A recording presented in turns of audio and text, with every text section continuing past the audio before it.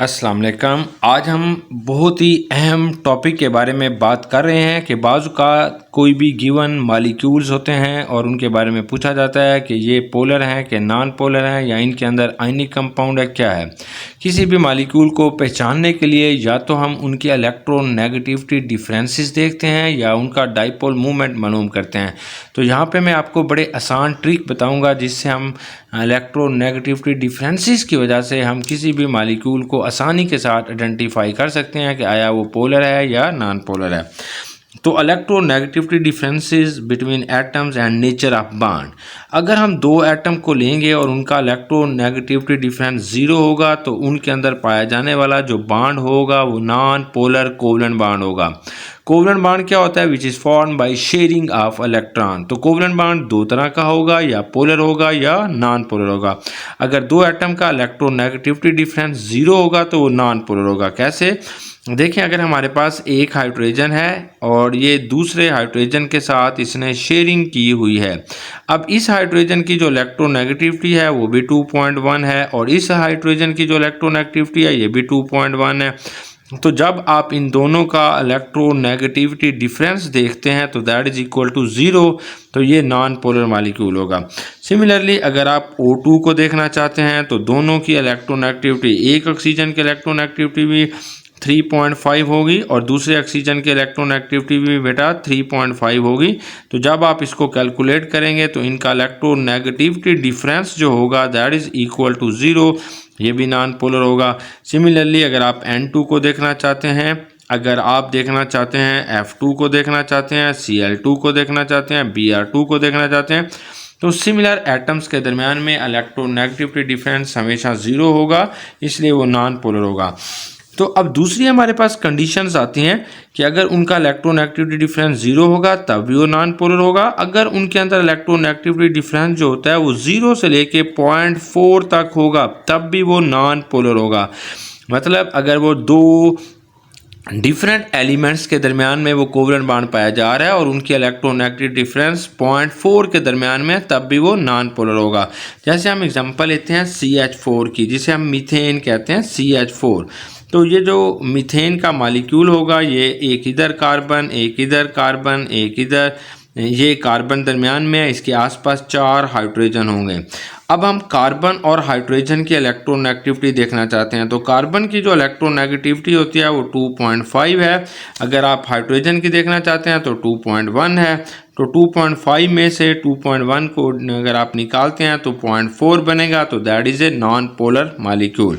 तो इसी तरीके से हमारे पास जितने भी हाइड्रोकार्बन्स होते हैं दे आर नॉन पोलर, क्योंकि उनके अंदर जो इलेक्ट्रोनेगेटिविटी डिफरेंस होता है वो 0.4 तक होता है। अगर 0.4 से ज़्यादा होगा तो वो पोलर होगा। इसी तरीके से अगर आप सिलिकॉन को देखना चाहते हैं, यानी सिलिकॉन के साथ अगर हाइड्रोजन को देखना चाहते हैं, तब भी वो हमारे पास जो है वो नॉन पोलर होगा।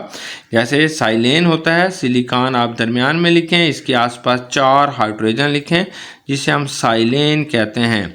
तो यहाँ पे जो सिलिकॉन और हाइड्रोजन की जो इलेक्ट्रोनेगेटिविटी डिफरेंस आ रहा है, तो सिलिकॉन की जो इलेक्ट्रोनेगेटिविटी होती है 1.8 है, जबकि जो हाइड्रोजन जो होता है इसकी 2.1 है। तो हाइड्रोजन की 2.1 और 1.8, जब आप इसको निकालते हैं, इनके इलेक्ट्रोनेगेटिविटी डिफरेंस को देखना चाहते हैं, तो ये भी यहाँ से आपने 11, तो ये 0.3 इलेक्ट्रॉन डिफरेंस इनका आ रहा है, तो इसलिए हम कहते हैं that is also known polar molecule, ये भी नॉन पोलर होगा। अब हमारे पास सेकंड कंडीशन आती है, उसे हम कहते हैं polar covalent bond. Polar covalent bond क्या होंगे?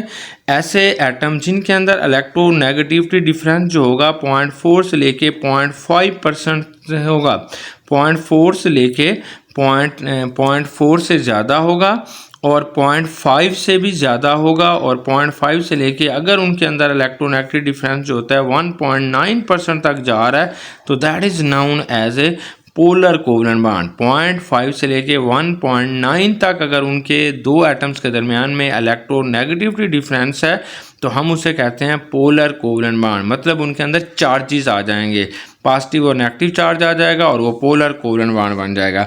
फॉर एग्जांपल जैसे हम HF को देखते हैं, तो फ्लोरीन की जो इलेक्ट्रोनेगेटिविटी है वो 4 होती है और हाइड्रोजन की जो इलेक्ट्रोनेगेटिविटी है वो 2.1 होती है। अगर आप इन दोनों का फ़र्क देखते हैं, 4 में से आप 2.1 को निकालना चाहते हैं तो यहाँ पे आपके पास जो होगा 9 बचेगा और यहाँ पे 3 में से 2 गया तो ये 1.9%, that is a polar covalent bond. इसी तरीके से अगर आप HCl को देखना चाहते हैं तो ये भी पोलर कोवलेंट बॉन्ड है, क्योंकि क्लोरीन की इलेक्ट्रोनेगेटिविटी 3 होती है और हाइड्रोजन की 2.1 है, तो इन दोनों का जो फ़र्क आएगा इलेक्ट्रोनेगेटिविटी डिफरेंस का वो 0.8 होगा। HBr को देखना चाहते हैं तो ये भी पोलर कोवलेंट बॉन्ड होगा, क्योंकि ब्रोमीन जो है इसकी इलेक्ट्रोनेगेटिविटी 2.8 है और हाइड्रोजन की इलेक्ट्रोनेगेटिविटी 2.1 है तो 0.7। तो अगर इलेक्ट्रोनेगेटिविटी डिफरेंस 0.5 से और 1.9 के दरमियान में होगा तो that is a polar covalent bond. अब अगर किसी भी दो एटम्स के दरमियान में इलेक्ट्रोनेगेटिविटी डिफरेंस जो होता है वो 1.9 से ज़्यादा होगा या 2 इलेक्ट्रोनेगेटिविटी डिफरेंस जो होती है वो 2 और 4 के दरमियान में होगी तो that is a ionic bond, तो उसे हम आयनिक बॉन्ड कहते हैं। फॉर एग्जांपल जैसे हमारे पास आ जाता है लिथियम फ्लोराइड। लिथियम फ्लोराइड के अंदर कौन सा बॉन्ड होगा, तो लिथियम की इलेक्ट्रोनेगेटिविटी हमारे पास जो है वो 1 है। अगर फ्लोरीन की आप देखना चाहते हैं तो वो 4 है। इनके अंदर जो इलेक्ट्रोनेगेटिव डिफरेंस आता है वो 3 है, तो ये एक आयनिक करैक्टर इसके अंदर है। अगर आप सोडियम क्लोराइड को देखना चाहते हैं, अगर हम सोडियम क्लोराइड को देखते हैं तो सोडियम की इलेक्ट्रोनेगेटिविटी जो है 0.9 आ जाती है और जबकि क्लोरीन की इलेक्ट्रोनेगेटिविटी जो है वो 3 आती है। तो 3 में से जब आप 0.9 को नफ़ी करते हैं तो ये 2.1 आता है, तो ये भी हमारे पास एक आयनिक बॉन्ड है। ऐसे अगर आप मैग्नीशियम क्लोराइड को देख लें, मैग्नीशियम क्लोराइड और क्लोरीन की इलेक्ट्रोनेगेटिव डिफरेंस कैलकुलेट करते हैं तो मैग्नीशियम जो होगा, मैग्नीशियम क्लोराइड, मैग्नीशियम की जो इलेक्ट्रोनेगेटिविटी है वो 1.5। तो यहाँ पे आपने जिस बॉन्ड को देखना चाहते हैं वो हमारे पास होता है मैग्नीशियम और क्लोरीन के दरमियान में। मैग्नीशियम की जो इलेक्ट्रोनेगेटिविटी है 1.2 है और जो क्लोरीन की जो इलेक्ट्रोनेगेटिविटी है वो हमारे पास 3 है। अगर 3 में से आप 1.2 को जब आप निकालते हैं तो इसके बाद जो हमारे पास इसका जवाब आ जाएगा तो वो हमारे पास इसका जवाब आएगा 2.8। तो ये 3 है, 3 में से हमने 1.2 को निकाला तो 0.8 जो है ये इसका आ गया इधर और ये 1.8, तो ये भी हमारे पास जो है वो एक आयनिक बॉन्ड होता है, क्योंकि हमारी डेफिनेशंस में कि इसका इलेक्ट्रोनेगेटिविटी डिफरेंस जो होता है वो 1.9 या नियर अबाउट 2 के करीब आएगा तो वो आयनिक होता है। तो इसमें आयनिक करैक्टर थोड़ा कम हो जाता है। तो इस तरीके से आप मुख्तलिफ एटम्स के अंदर जो है वो पहचान लेते हैं कि आया कि इसके अंदर आयनिक बॉन्ड है, कोवलेंट बॉन्ड है या कोऑर्डिनेट कोवलेंट बॉन्ड है।